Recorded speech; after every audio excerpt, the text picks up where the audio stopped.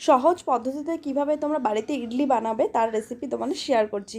তো আমি এখানে দেখো 2 গ্লাসের মতন চাল নিয়েছি আর 1 গ্লাসের থেকেও একটু কম একটুখানি ডাল নিয়েছি, বিউলির ডাল। তো ভালো করে মিক্সারে ব্লেন্ড করে দেখো ব্যাটারটাকে আমি ভালো করে ফেটিয়ে নিচ্ছি। এরপর দেখো ব্যাটারের মধ্যে আমি হাফ চামচের মতন বেকিং পাউডার দিয়েছিলাম আর হাফ চামচের থেকেও একটু কম খাবার সোডা দিয়েছিলাম। তো ভালো করে আমি এখানে মিক্স করে দেখো এরকম কাচের বাটি আমার লাগবে। তো কাচের বাটিগুলোকে ভালো করে আমি অয়েল ব্রাশ করে নিচ্ছি, নালে কিন্তু পরে ইডলিগুলো কিন্তু উঠবে না। একটু ফাঁকা রেখেই দেখো আমি বাটির মধ্যে ব্যাটারগুলোকে ভরে দিয়েছি। এবার ইডলিগুলোকে স্টিমে বসাবো, তার জন্য দেখো আমি এখানে মোমো মেকার ব্যবহার করছি। তো একটু জল দিয়ে তার উপরে একটা স্ট্যান্ড দিয়ে তার উপরে দেখো একটা প্লেট বসিয়ে দিলাম। এরপর কাচের বাটিগুলোকে সাবধানে বসিয়ে দেবো। তারপর ঢাকনা দিয়ে ঢেকে আমি এগুলোকে স্টিম করে নেবো।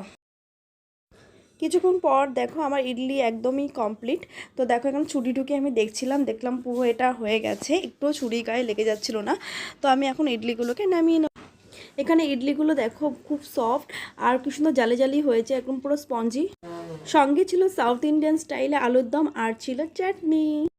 খেতে কিন্তু দারুণ হয়েছিল, তোমরা কিন্তু অবশ্যই বাড়িতে ট্রাই করো।